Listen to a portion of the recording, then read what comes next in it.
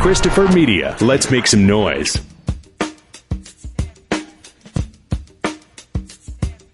From Asthma Core Studios near Detroit, Michigan. Oh, man. It's the Weedsman Podcast. I have no idea what's going on. And now, you have smoked yourself retarded. Here are the Weedsmen. You want to get high? Welcome to the Weedsman Podcast. I'm Chris. I'm Aaron. We're back. Again. Of course, I have to burp. Right, I also just burped. Oh, did you? You're just better at hiding it. We both opened with a burp. No bullshitting. We missed last week for a cat illness. Oh, a likely excuse. My cat was sick. Yeah, poor Rory. Well, she was recovering. By then she had her vet visit and all her medicine. She was still in first gear.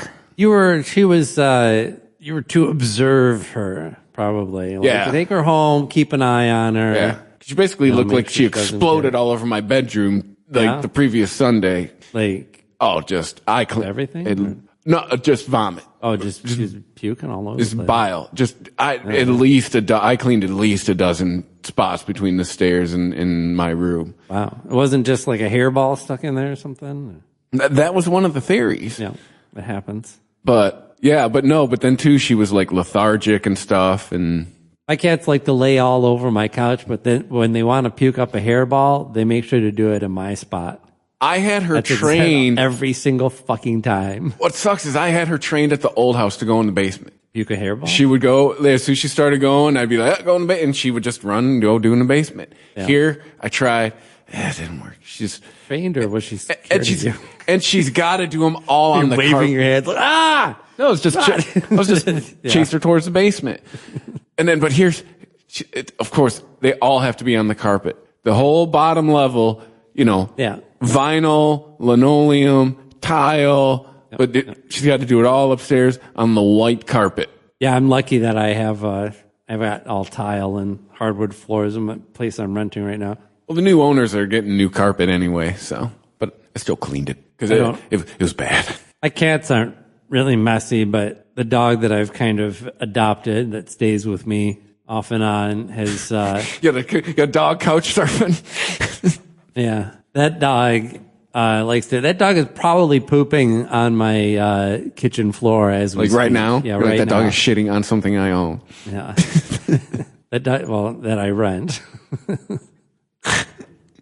You don't know. Could be pooping on a t-shirt. She's fairly good. She did once purposely peed on one of my jacket. Oh, that was a message. Yeah. She was sending a message. Yeah, she was looking at me.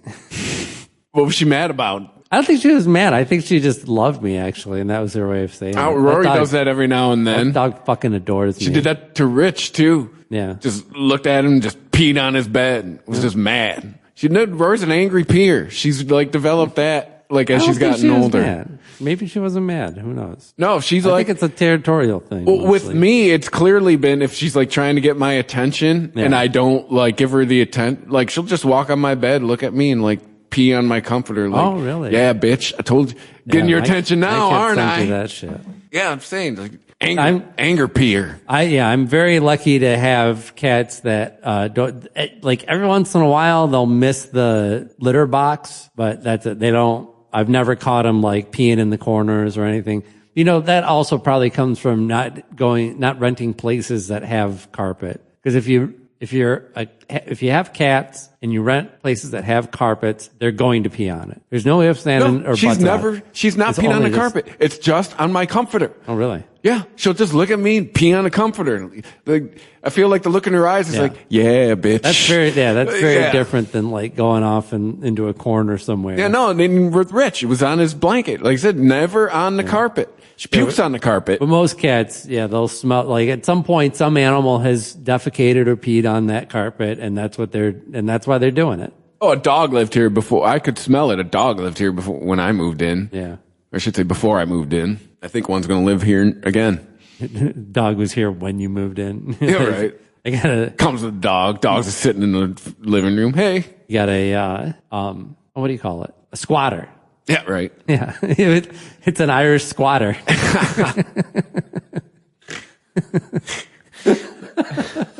You go, folks. As artisanal, bespoke, handmade dad joke in real time. The John Mulaney's show is back on Netflix. His live show. Yeah. Yeah, I'm a big fan. I love it. Him and Richard Kind make a great team. Richard Kind?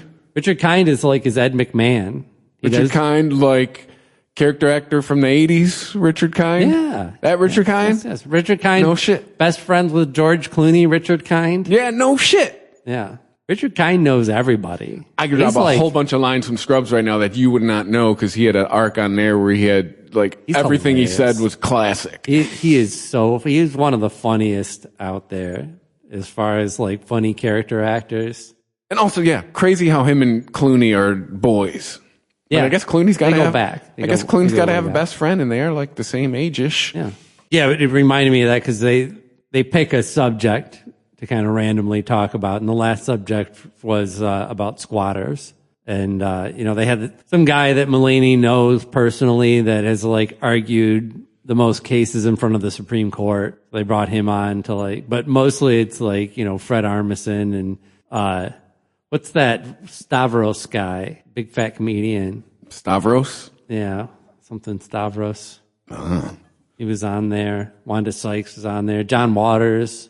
I feel that I might know this Stavros guy based on the people you've said. I think he might be. I'm not saying he's newer. He's probably been doing it for a while, but I think he's blowing up relatively recently. I think I got his last name right. I'm trying to remember what his first name is. His musical performances have been just out of this world too. Stavros Halkias. Oh, let me see. This guy? Yeah, that did. Stavros is his first name? Yes. Okay. Yeah, he's Greek as fuck, isn't he? Who the fuck is this dude? Why do I feel...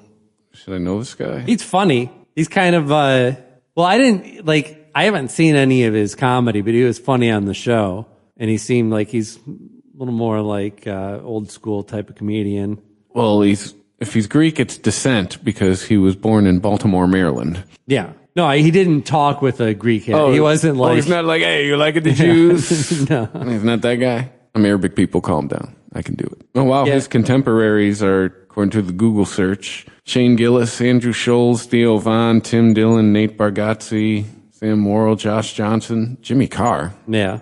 Jimmy Carr is old. I don't really know much about him, but I think he just seems like just one of these jobber comedians who has built up a successful following just from sticking with it. What's that? He's just been doing it so long, now he's got a following? Yeah, now he's, can probably tours decent-sized venues. I don't know. He didn't come across like a writer, right? He wasn't a Harvard grad, Simpsons writer type of comedian. Gotcha. Not that there's anything wrong with that, Conan.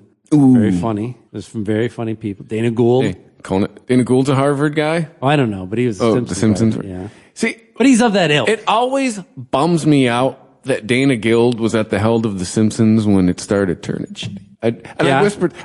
See, that's how it bums me out. I whispered it. He was the head writer during the period where I was like, I'm out of here. I wouldn't put that on him. Right. Who's to say? But personally, I've always found Dana Gould to be hilarious. Well, that's what I'm saying. He still is hilarious. I still listen. Got a new stand-up special out. Every time he's on with Adam Carolla, it's like the best episode of the year. Yes. I still, every now and then. Fuels Jules. They haven't done that in a minute. Yeah.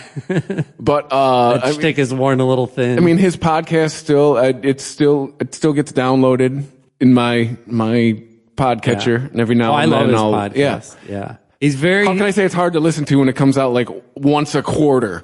I feel like he does a monthly thing, and it's usually up to a couple hours long, and he structures it. It's an interview. What really kills me is how he breaks up his interviews. Like every once in a while, there's just bongos, and it's just because it's not like they shifted subjects. They couldn't figure out how to edit. It wasn't even like a discernible edit. It's like somebody would be saying, so yeah, we were in New York and, we played a lot of the venues up there. We went to upstate New York and that was really good. So after that, we went to Jersey and then, Jersey was cool. Is that him doing yada, yada, yada? I guess. I don't know. Maybe those are the only edits. It doesn't seem like it's structured, but it's not like a severely edited Like, it's very conversational. It really feels free flowing. It doesn't seem like they do a lot of editing. All the editing is in like his story that he tells in the middle of it usually. But let's see. We went on a lot of tangents. Back me up. Musical performances on John Mulaney's show. First show, he had both on Kim Deal and Kim Gordon separately to sing songs from their respective albums, and then together to do a song off of a Sonic Youth washing machine. So he's just swinging right for Gen X, huh? Yeah. Well, he also had Mannequin Pussy was on after that, so that's skewing a little younger. They're a more hip band. I guess that was their debut. And well, I mean, just by some of the names you've mentioned is people who are on there. Yeah. Well, I think he knows his demo. Yeah. I was really impressed with Mannequin Pussy's performance, too. They were really good. I'm interested in that band now, actually. The last one that I saw, he had a string quintet do a Vivaldi piece that I didn't know by name, but I definitely had heard before. And it was just stunningly beautiful. Four Seasons? It might have been something off of the Four Seasons, but I don't think it was. It wasn't. I don't think it was that. But it's kind of a funny show because, like, I guess it encapsulates John Mulaney's personality, right? Like, I feel like he puts a lot of work into what he does, and he's probably very serious about it, but his presentation is just kind of dashed off. Like, he's not taking anything too seriously. He's not the comedian who's going to I've been thinking about this for a lot. You know, he's not a fucking George Carlin who's like, you feel like this is stuff that he's like stewing over and he's just got to get it out. He's much more flippant about his comedy. More like Seinfeldian? So, I mean, I guess, but yeah, it feels very loose in the way of it's a talk show, but it feels very loose for a talk show. And he like openly jokes about that, about how like, you know, sometimes they just pick ridiculous subjects or, do skits that don't really work, but are funny just because they're not working anymore. Kind of, I guess, a Letterman style. But then he picks these guests and you can tell like it wasn't like, hey, Kim Deal's available. You felt like, oh, he had a thing in mind. Like he wants these people, this band, he wants these. So it sounds like he's still figuring out what he's trying to be. I don't know, he may or may not. I don't know if the show is going to evolve. I think it might be exactly what he wants it to be. Kind of the perfect mix of like I said, his personality of caring and not caring, right? Well, yeah, of caring, but not showing that you're really caring. It sounds like that's very Gen X. And it's probably, because I had a few radio shows, probably was like, all right, here's what we want you to be. Season 1, and it's starting to fit more in, like you just said. How would a talk show fit into John Mulaney's personality? I get the feeling it evolves that way, that he wanted to keep it as loose as possible, and Netflix was pushing him for more structure. So there's like more. There were themes in the first season, but it was like things about like what's going on in LA. Today's theme is homelessness. Tonight's theme would be like the fires or something like that. And like this season, it's more random things. And so it feels like Netflix might be going, okay, we see what you're doing now. They might be giving them a little more leeway. Yeah, they're loosening up the and kind reins. Of letting him breathe a little bit and finding that's his sweet spot. I mean, hasn't he won a bunch of Emmys? Oh yeah, he's very fucking successful. trust him. Right.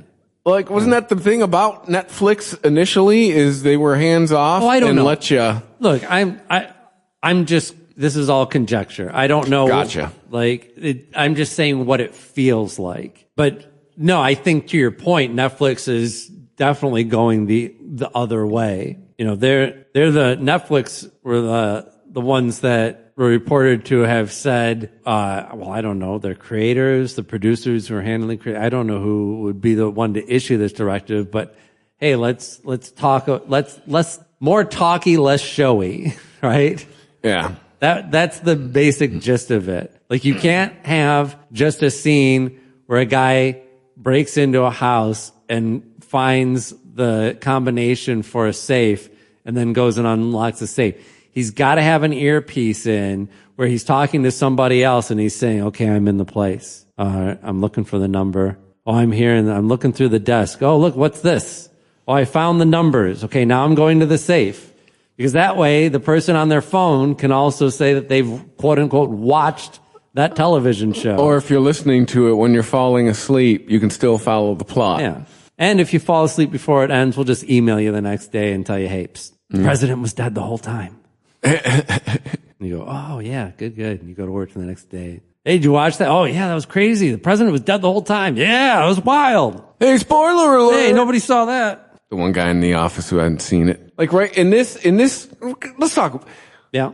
Spoiler alerts. Like, shut the fuck up. Yeah, we're done. Like, everything is instant now. It's going to be online the next day. Like, if you didn't watch, tough fucking shit. I think, like, people have gotten so sensitive, and maybe, like, I think a lot of this is just hack joke, right? Like, it's something that you can throw in every time somebody's talking about a show. But my opinion is, if you do a podcast and you're like, we're talking about movie Alien, right, from 1979, and you at any point say spoiler, you're a fucking idiot. 46 years. Everybody who downloaded this knows what it's about. Yes. If you're really interested in seeing, you've had the time. If you haven't had it spoiled for you by now, which you probably already have, even not seeing the movie, you probably already know what it's about. I mean, or Jaws, you know. For reference, that would be like in 1979 when Alien came out. That'd been like, hey, don't fucking give away the plot to Gone with the Wind. I ain't seen that shit yet. A movie that came out in 1935. Right. But if you're on a podcast and you're talking about a bunch of different movies and you bring up one that you saw this weekend and you're going to talk about it, yeah, go ahead and throw a spoiler alert out there. That's fine. I think where it really comes in handy, though, is social media posts. You're scrolling through shit and you can't even, like, your eyes can't resist, like, new Marvel movie ending, and it says, like, so-and-so dies, and you're like, I'm trying not to see it. But, like, yeah, that shit, that's where the real spoilers are happening. Mm-hmm. Nobody's spoiling any shit on a podcast. I was going to see that movie. No, you weren't. Shut up. Yeah, I don't know how creator-friendly Netflix is these days. I feel like they just get lucky and have so much money to throw around that they can attract, big talent like Taylor Sheridan or somebody to make a show for. You throw a million things at the wall. If 1,000 of them stick, you're in business. Yep. Yeah. So they're just ratioing this shit, throwing all the spaghetti at the wall. I feel like Max still has a good although they have a branding issue. Like now it's black. So blacks? No, just black. Instead of a blue background. Max? It's black. Yeah. So they went from HBO to HBO Max. Black to Max sounds like a guy I used to buy drugs from. Now they got rid of the blue background and now it's just black. Why? I don't know. Just because? Whoever's in charge of that brand from needs to Disney get and fucking fired. Like HBO is like an iconic brand and you went with Max? What 28-year-old made that decision? Yeah. Oh, I mean, like Warner Brothers just doesn't know. Have you not heard anything? Have you not heard the brand equity? It's marketing class, everybody. They're looking to sell Looney Tunes, the whole thing, lock, stock, and barrel. Who wants it? Right? Not just like, we're going to make a great, fun movie with the classic Looney Tunes characters and not distribute it and sell it to somebody else who has no money for advertising budget, and so nobody knows that it's actually out. Like, let's just get rid of this completely. Let's get rid of, that's like so identifiably Warner Brothers. The Warner Brothers logo used to fucking be behind the same fucking background as the Looney Tunes, that red circle. That WB meant you were going to see fucking Bugs Bunny, man. Right. I don't know. Maybe Apple will buy it. Same genius who came up with, I guess, the WB. That same marketing genius. I guess Apple doesn't really have much of a studio. Like, they don't really make their own shows. They're more, not that anybody's making their... Kind of like how they develop their products. Oh! Yeah, they are just buying stuff, you know? To be fair, I'm sitting here with an iPad, an iPhone. I have a Mac. But that's how Apple... I'm talking about their hardware. I'm talking about their streaming service. But they do a really good job. They've got a lot of great shows on Apple. It's probably, it's definitely the place where I get the most bang for my buck. hands down, because it's all bundled now because I have the Apple Music and all that shit, and I share it with my family as well. But like the base cost for me was like $5 to get Apple TV. And though the studio, the new Seth Rogen joint, that's fucking fantastic. I keep hearing. That is just killer television. Like unbelievably funny, so smartly written, exquisitely directed. I mean, it's great. Second episode. So like, you know the general premise?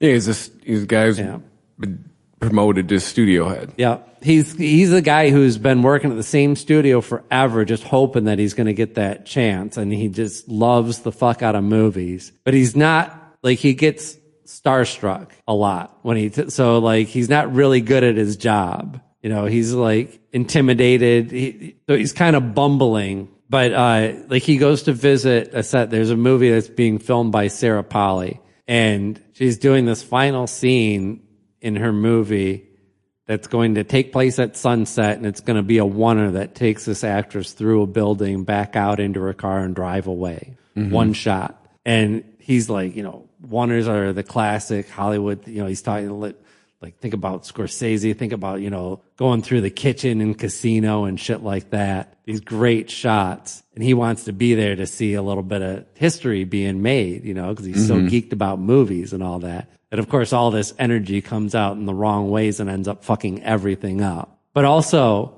at the same time, the whole episode is shot as a oneer and beautifully. And it's form follows function. It's married so beautifully. And sure, I'm sure they hid some things, because he even makes a joke at some point. He's like, you can just hide it in a swish pan. He's like, we're not hiding it in a swish pan, where they like move the camera really quick and use that as a place where we can just edit right here and it'll look like it's all one shot. That's a common trick that they did. And maybe they did some of that, but still, it's one thing to do a oneer where you've got all different actors that have to hit their cue at the exact same time, be in the right place, you know, when the camera comes to find them. All the extras have to be out of the way. They have to constantly move around so that they're not in the shot as the camera moves. I mean, this is like a Swiss clock that has to run to get shots like this. To do that, and then on top of it, film that process right seamlessly is like almost more amazing, you know? And to just keep heaping on the compliments, most of these runner shots are like a person walking and talking, right? And, you know, it's really just giving you the lay of land and doing some background story for you. And so the characters are talking about like Sorkin what's loved going him. Yeah. It's a walk and talk type of thing. This is a walk and talk and trip and fall and yell and have like straight, like so many, like it's so chaotic what happens in there. It's not just like we have to walk through the kitchen and make sure that guy doesn't back up and run into us when we come past him. This is like, at some point, you know, our lead character has to trip and fall over a coffee table and break it and injure himself as well. So it's more on the level of like 1941, where it's like all one shot and it's mostly action and people dying, but really, really funny too. Everybody's just dynamite in it. Catherine Hahn is hilarious. She's the person in charge of marketing. Oh, that sounds like she's probably great at that. And she's like always dressed like a 20-year-old. And like, she's got like ridiculous, like she'll have like big puffy gold jackets and her hair all done up weird. And she presents a post. She's like, okay, this one's really lit. It's full of Riz. And we're, you know, talking like someone half her age. But melding that perfect, like 40-year-old who's out of touch, but believes that she is in touch. Yeah. You know, and just playing it without an ounce of like letting us know that she knows. Like her character believes that she is powerful and cool and hip. Believes it totally. Like Baron Holtz is really great in it. But yeah, hopefully the Apple TV thing is working out for them, because they might have a harder time selling iPhones lately, huh? Maybe. I just got a new one, so I'm good. Yeah. I've been looking to, actually, I would have already pulled the trigger on a new one if it wasn't for the fact that Xfinity Mobile's website is so fucking jacked. When you call tech support, what I've realized is they're doing the exact same thing you are, right? They're going to the exact same site. So like, right, I have a technical issue, like I'm trying to upgrade one phone, but only the other phone on the account shows up as upgradable. And so I can't do it online, and I call them, and after like 45 minutes, they're like, yeah, you're right. It's just not, it doesn't show up on the screen. I'm like, that's it. You have no extra abilities or capabilities. You just have the website in front of you, and you just log into it and do it. I mean, I'm sure there's lots of people who need that done for them who can't navigate the website, but I don't know. Yeah, my mom, her internet company, but the one I fired from the house 10 years ago, the one I got rid of, validating my decision, like for some reason they kept telling her like my dad's name was still on the account, and they're like, we're getting out of the cable business.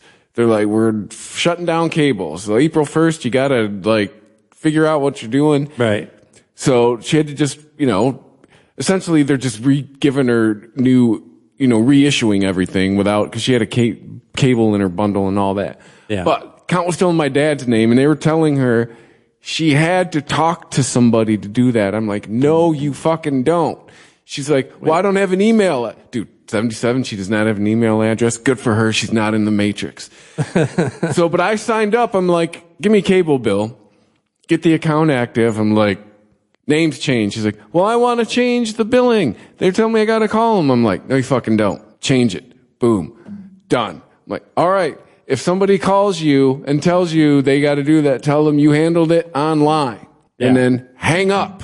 And you were able to actually update it from the website, and so you didn't even have the story ended here. Yeah. It sounds like the end.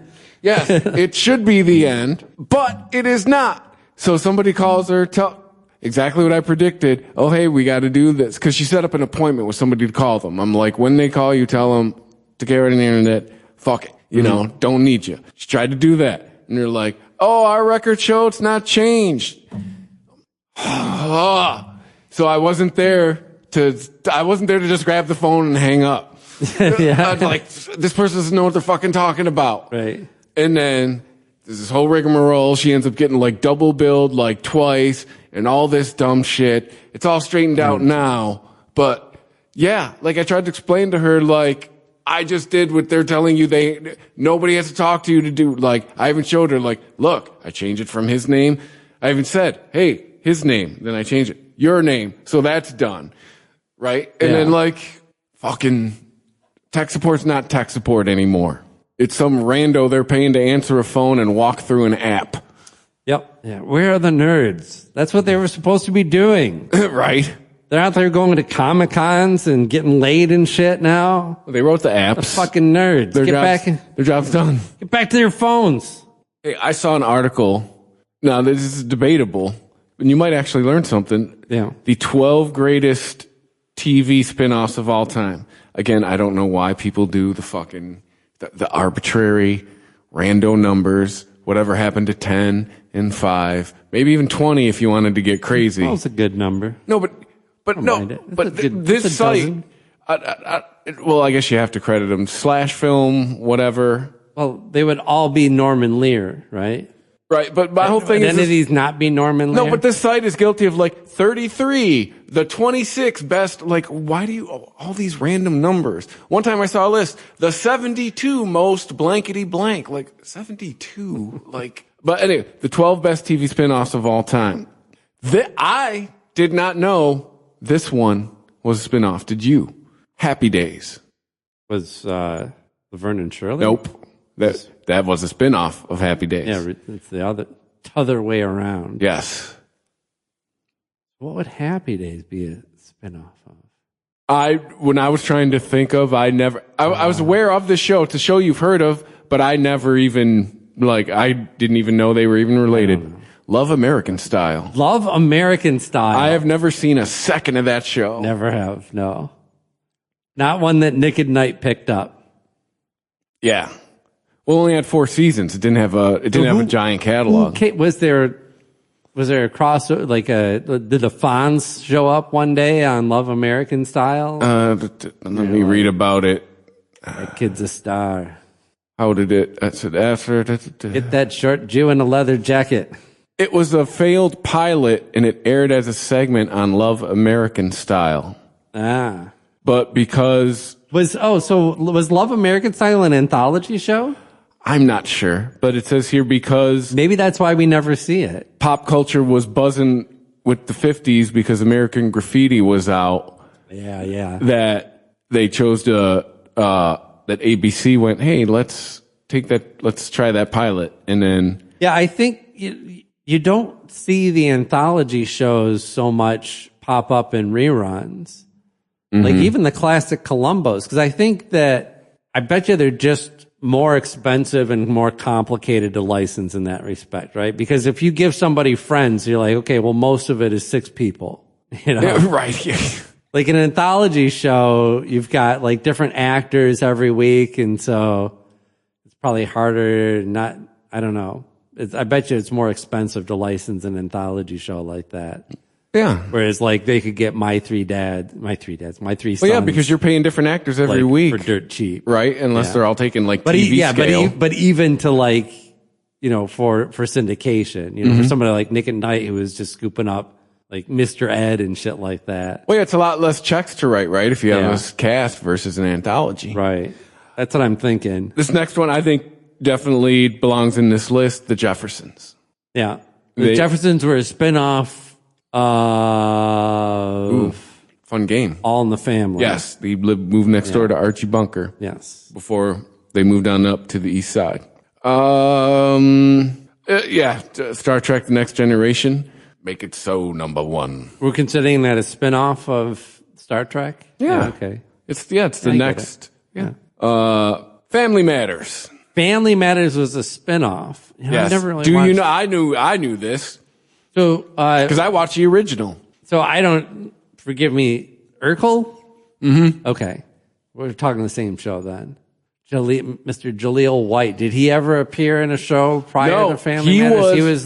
He was like a second season addition, wasn't he? He was like, he was like a character that tested really well that they kept bringing back, and then they went, hey, be part of the cast. Right. So Family Matters, were they like neighbors with like the Full House crew? No. Yeah. I wonder if you'll get this. Because it probably, like, cause if you put them next to each other, you'd be like, how are these shows related? Well, maybe. Right. Perfect Strangers. Perfect Strangers? The wife on Family Matters was the elevator operator in the building where they were the newspaper that they worked. I'm not bitching about it. I think it's great, but like, how does this work?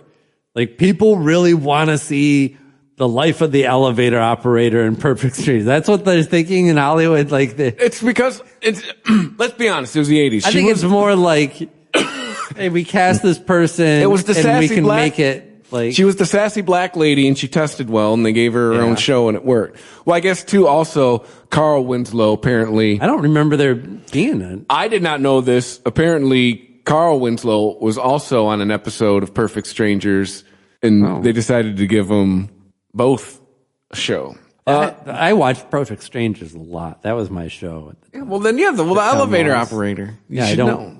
Sassy black elevator operator. Once they got the job at the newspaper. I don't remember them being on it. After the drugstore. I don't think this is true. This is one of those this is one of those Mandela moments. People always forget this was a spinoff, but it was. And after 30, we're over 30 years now, right? The Simpsons? No. I mean, Tracy Ullman show, right? Yeah. But that's not a spinoff, is it? They were on Tracy Ullman. Okay. Yeah, the first time I saw Simpsons, I remember watching the skits. I guess that counts as, if any of these count, this counts. I guess you're right. Yeah. Frasier, yeah. Cheers. Arguably more popular than Cheers. Yeah. I mean, this probably one made more money in syndication than Cheers did too, because and then this one the first one runs for 20 years, and this one manages to eclipse it. Law and Order, SVU. It's ran for longer than the original? Came on in 1999. It's been on for like 25 years. Yeah. Original Law and Order is only on for like 20. Oh, only 20. Well, once you get the Special Victims Unit, can you really go back to the regular? Right. Is it even going to tickle your fancy? You're like, oh, that's sweet. You were mugged. Now this one's for you. Call me when you've got a semen swab, okay? I'm not interested unless you're scraping under the fingernails for skin. Yes. And talking about defensive wounds. So this one's for you because to me this is the one of those things does not belong here. Mm-hmm. Angel. Oh, Angel was a spinoff of Buffy. But is it like venerated? Was it on for a long time? Like, oh yeah. Okay. Oh yeah, absolutely. Okay. I did not know this. Oh, like, go ahead. Looking back on Buffy, like I think Buffy might still have more fans, but they also can look back at it and go, yeah, it was kind of dumb sometimes. But Angel, people take that show very seriously. Okay, noted. So belongs on the list. Might be smaller fan base, but their fans are rabid. Like top 12 spin-offs of all time? I think, yeah, absolutely. Okay. All right. Yeah, I think I have to take your word for it on this one. Well, I think, they stripped away a lot of the teen silliness of the original show and kept the emotional core of it. And I think they did a really good job with that. I didn't watch all the episodes, but I kind of followed it. And yeah, no, it's legit. I actually liked David Boreanaz more in Angel than I did as Angel and Buffy because he was just the big dumb squarehead guy in Angel. David Boreanaz. David, yes. Mr. Bones. I did not know this one was a spinoff. Yeah. NCIS. The spinoff of, you have any idea or should I just say it? Jag. Yeah, actually. I read that somewhere. And I was like, what? Yeah, that's what I just said. What? That's a spinoff? Yeah. No, I can't remember, but I came across that for some reason. I don't know why I'd be like reading about NCIS at all. I've never seen an episode of NCIS that I know of. I have seen a little bit of Jag because that chick had an amazing rack. Oh, I said she had grandparents. No, dude, that brunette with the short hair and the big rack. I forget what her name was. God, she was so hot. So hot that you didn't bother to learn her name. Yeah. This is my like, we're getting a little loose with the spinoff. Okay. The Colbert Report. Yeah. Yeah, but that character was on The Daily Show. So that definitely counts. Okay. It's not like John Oliver, I would say no, right? John Oliver's show doesn't count because he was as himself, maybe playing a character, but like Stephen Colbert was full on, yes, he's using his own name, but he's doing a character. All right. Here's another one for you from 2014, The Flash. That one doesn't count, I don't. So not top 12. Ever. No, I don't think it counts as a spinoff. Oh. Yeah. I mean, I know what they're going after. Green Arrow. Green Arrow, yeah. Green Arrow came out first. Flash was introduced for the CW shows in Green Arrow first, but nah. I can't count that because those are pre-established characters that's just how they could have just as easily been the Flash and then they introduced Green Arrow. Right. Next one, no qualms about this one, Better Call Saul. Oh. That's another one where like case could be made. Better show than the original. Really? Yeah. That's a bold statement. I love both, but only one has Michael McKean in it. So that kind of really heavily weights it on one side for me. I love him. And he is so good as Jimmy's older brother in Better Call Saul. Oh, I remember watching that. Yeah. I never saw how it ended. I made it to I watched all seasons. It was the last season. I don't know how it ended. Well, you know how it ended in black and white with his ass working at a Cinnabon. Because that was the intros for the show, remember? Yeah. They would flash forward to so you know where he ended up. But like, yeah.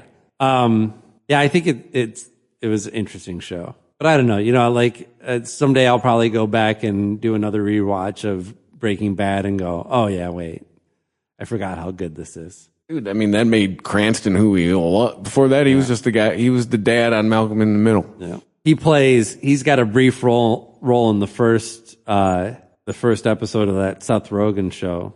What is it called again? Did we even say what it was called? The Studio. The Studio, yes. Yeah, he plays not the guy who's running the studio, the guy who owns the studio. Oh. You hear that in Michigan, they're looking at these, like that thing you have in your hand there.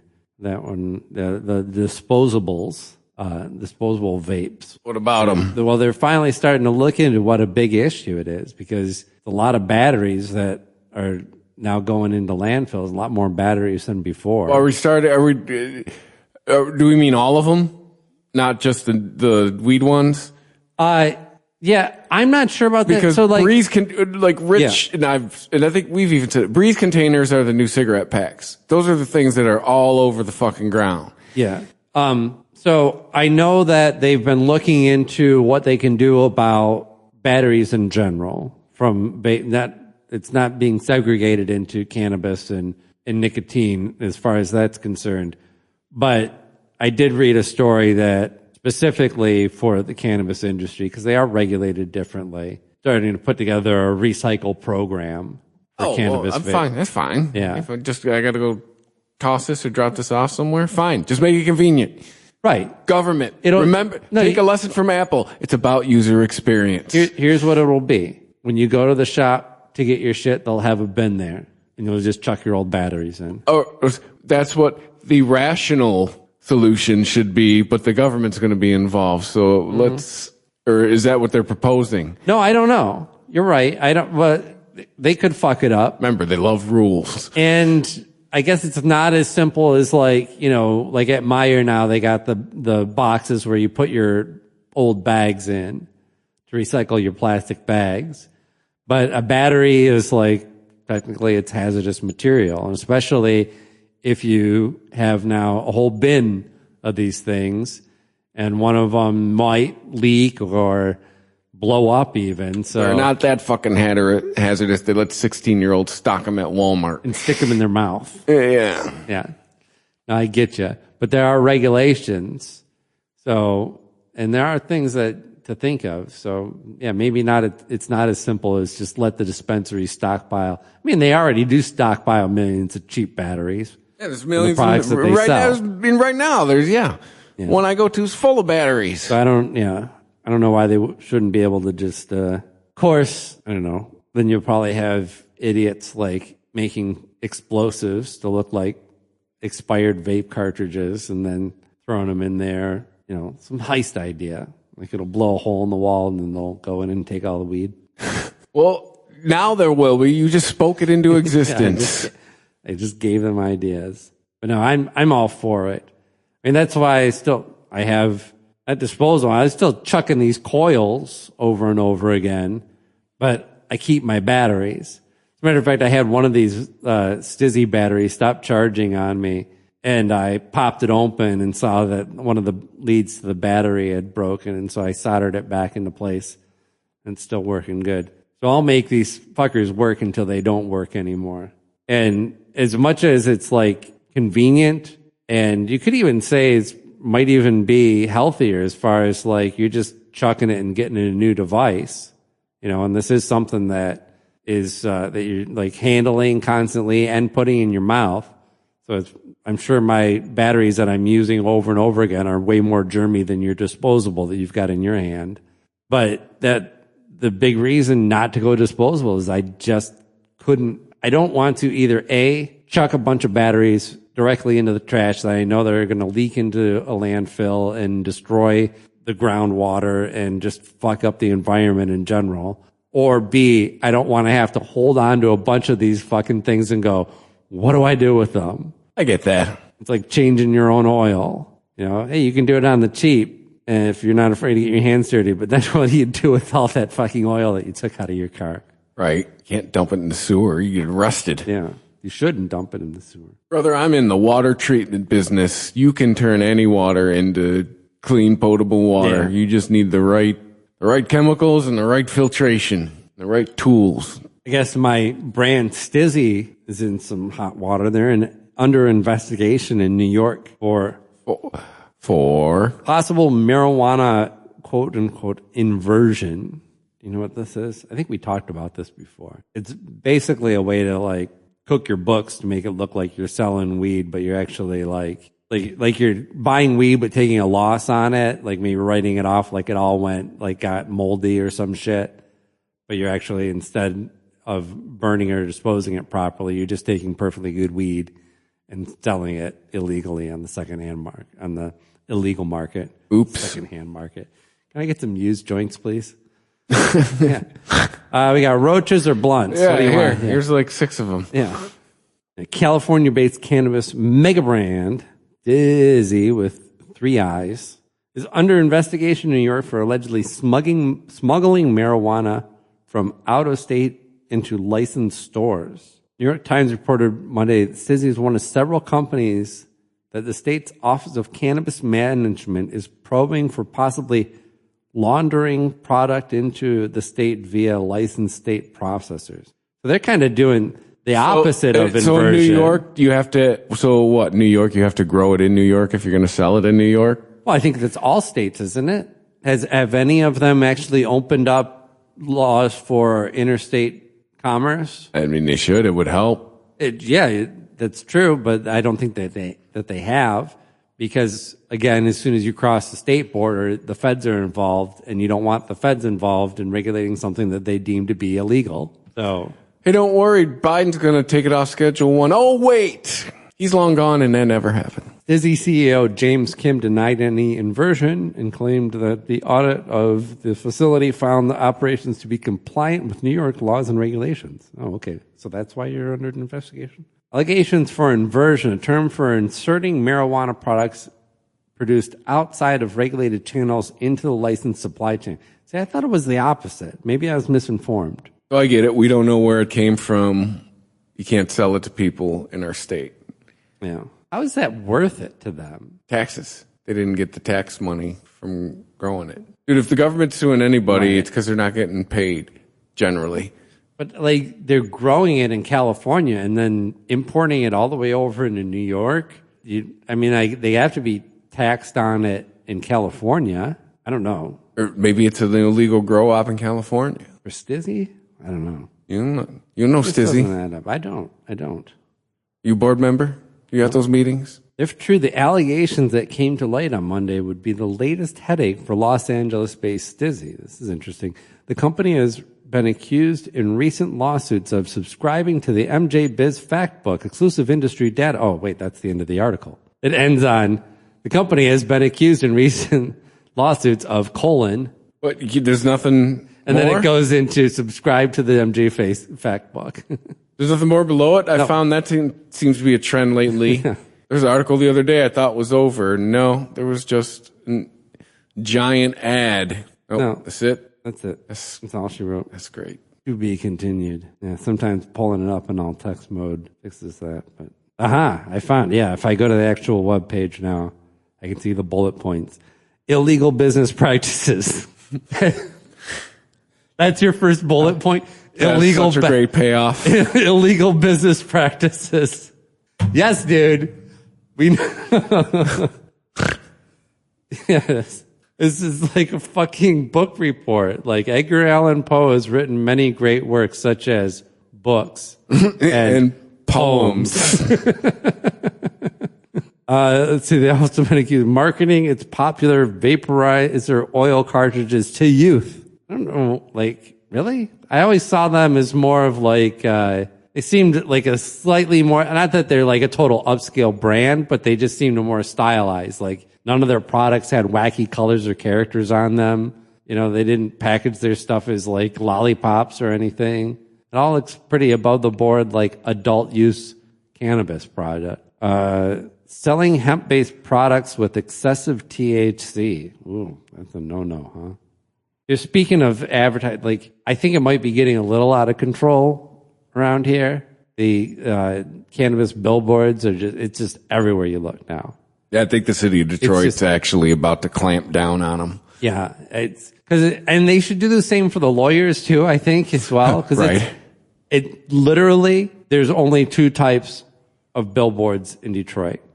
Oh, I'm sorry, there's 3. There's cannabis business, there's lawyer business, and then there's every once in a while a memorial that somebody threw up for somebody who got shot. What's to say, pawn shops? Yeah. What about Jesus? Jesus always has billboards. Not so much. But yeah, but one of them, I was passing one on, coming home on 8 Mile the other day, and I forget what the name of the business was, but they had I don't know if it was like their mascot or they just thought it was a funny picture, but it was like a cartoon ape who kind of, you know, it looked all like slack jawed and eyes all blurry and red. It was a stoned ape.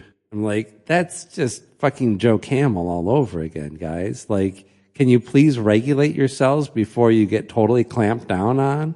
Yeah. You know, and be reasonable. Like, can we get past this? Like, that's not your customer.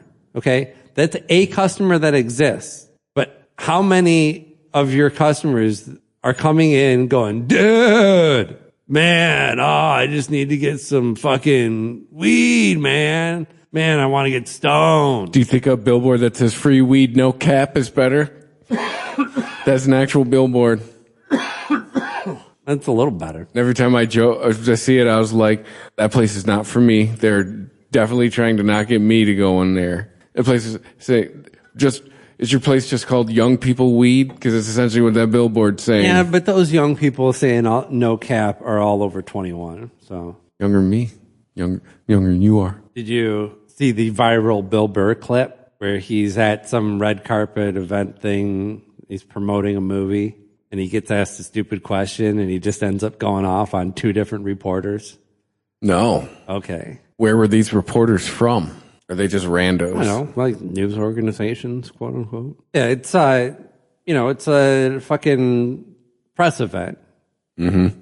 So it's like not. Is it for it's not like he sat down with a reporter.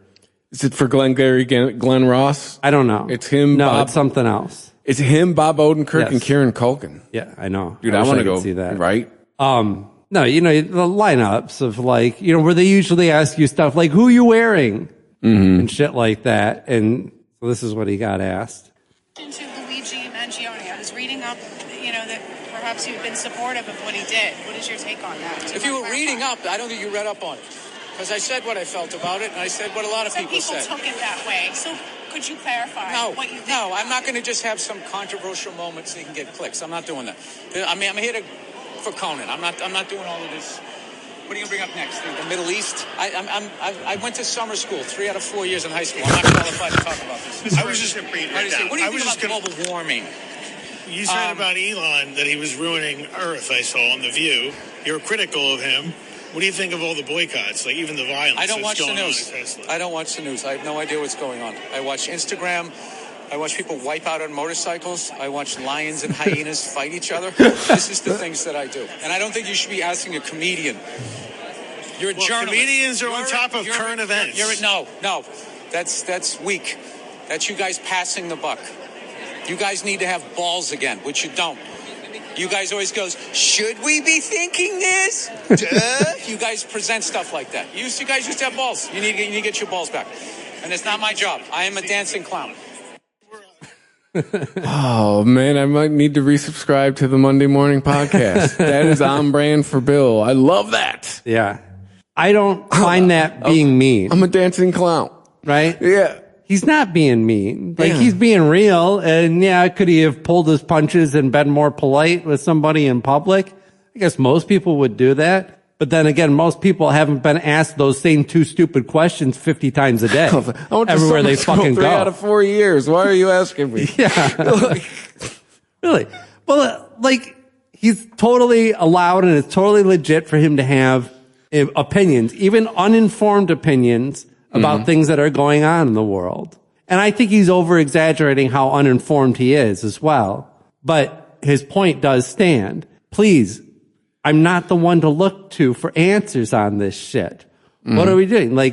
And what he's really also doing, and he fully says it openly, there in his rant, I wouldn't even call it a rant, his terse reply, that, he's the whole, them passing the buck. Right? Rather than actually have to talk to real people who might get to the bottom of this issue and we might have a story, it's so much easier to get a famous person's soundbite opinion on this and people click all over the fuck on that thing.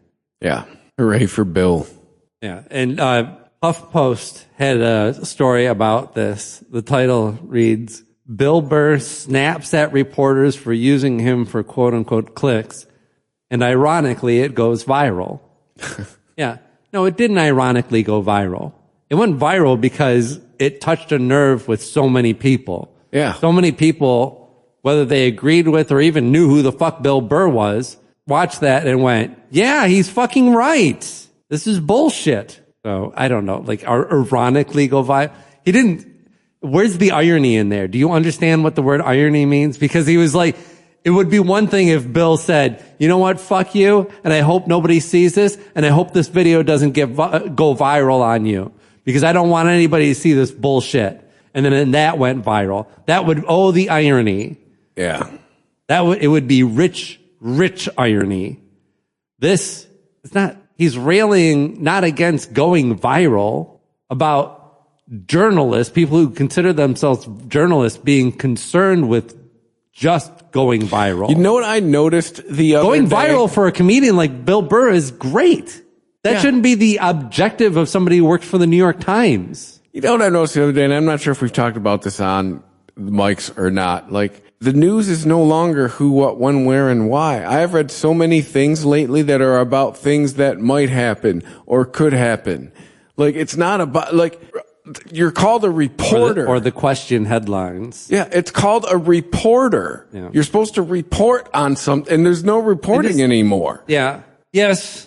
I think this gets back to this is a subject that I know we've butted heads on many times before in the past, but this objective truth thing that should somehow exist in journalism that I don't think exists anywhere in life. I think that some of this is a fault of journalism as an organization, and some of this is the fault of what people expect from journalists. There is no objective truth. There's no such thing as objective truth. There's certain things like numbers and physics that are objective, but there's no... I mean, the goal is just supposed to be like, what happened? There's only greater opinion of what the truth appears to be and the story that you use to tell that with. That is what journalism is. No one journalist is going to know the absolute truth about everything or even one thing. You know, well, again, it's base. Like, it's supposed to be like what you're supposed to... It can still be factual. Be what happened. It can still be factual. Yes. It can still be factual and still be what happened, but it still has to be, at the end of the day, a story that tells a narrative. If there's no narrative there, what I'm saying is there's no narrative in should we or shouldn't we. There's no narrative in like, is this going to happen or not going to happen? You know, and people, so I think that some people have this concept of like journalists should just be facts, and facts don't contain a narrative. And if you don't have a narrative, you're not actually conveying an idea. Facts don't convey ideas, right? You could print a bunch of facts and numbers and it doesn't come across to a reader as, I guess the whole point, they don't come away with anything. There's not supposed to be a narrative. That's my point. No, there has to be a narrative or there's no story. You're not without a narrative, you don't convey anything.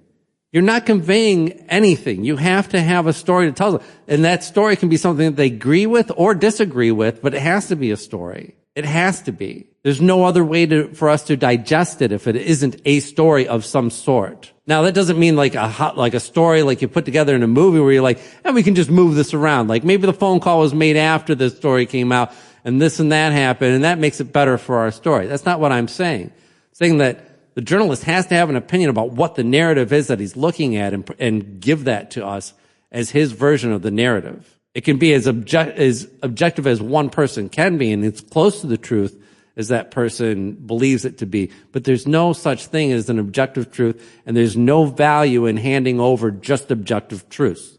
They have to be packaged for somebody to understand it, not just pay attention to it, to fully comprehend it and digest it. So, anyway, sorry for the rant. I can understand. That's a fucking rant. I can understand that. I just think the methods have gotten slot. Or should say, there's not so much. The standards are bye. Yeah, because I was reading a story from The Hill was talking about how lazy reporting is leading to junk science just being spread like wildfire. Oh, yeah. And it brought up the guy from I think we may have talked about it over the years. The guy 10 years ago who he's an actual like noted scientist, but he put out a fake study talking about chocolate could help you lose weight. Mm-hmm. And the actual experiment was him putting out a fake story to see what would happen. And sure as shit, New York Times, New York Post, Jumped all USA over Today, that the shit. Today Show. Hey, turns out you can eat chocolate and lose weight. And his point was like, nobody vets anything. Nobody fact checks fucking anything. No. Like. No, I mean, all that shit, I'm not. And his point was this was 10 years ago and it's way worse now. Yeah. Yeah. Science reporting. I mean, this new concept of the science. That tells you just in those two words alone, the science, it's etched in stone somewhere. When you told me to follow the science. The ounce that you weigh everything against, that lives in like fucking Sweden or wherever the fuck it is, that it gets dusted off every year and like reweighed to make sure it didn't lose any atoms. Like when you told me that's the science. To follow the science, but to take off my mask between bites. Yeah. Well, if I'm following the science that I was taught in 4th grade, that's not going to do shit. Yes. Yeah. And that phrase came hot on the heels of like so much inaccurate reporting. And I'm not even pointing the finger on that. Like early days of COVID, people were panicking. We were reporting on all kinds of shit and we were all hungry for information. We all wanted to have something that either just told us that it was going to be okay or that it wasn't as bad as, but the problem was things started coming out that were like, but then to follow all that up with like, okay, we were wrong about this and we were wrong about that and this didn't work and that didn't help. But now we have the science. So now you can believe it. It's not changing from here. This is the science, people. We found it. I mean, it was there the whole time. To turn your phrase against you, the science said masks didn't do shit. Yeah. The science said it was killing old people. You didn't need to close the schools in some states for 3 fucking years. The science is now saying we fucked a generation of kids up educationally. But, whatever. I'm a conspiracy theorist. So anyway, we should wrap it up.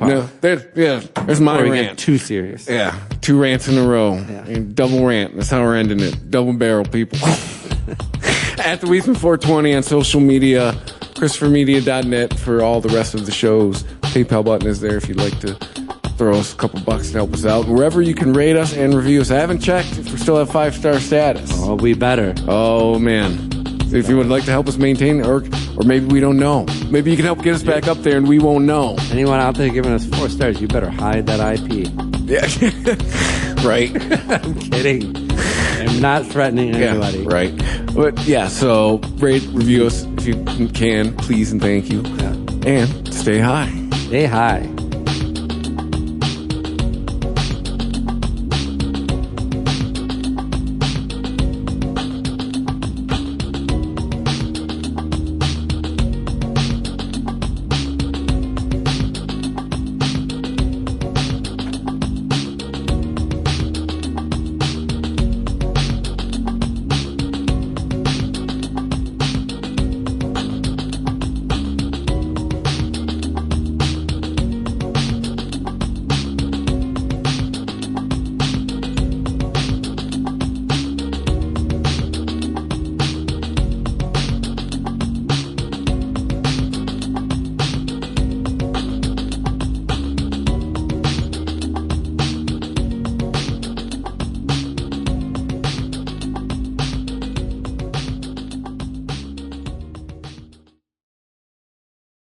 Thank you for visiting ChristopherMedia.net.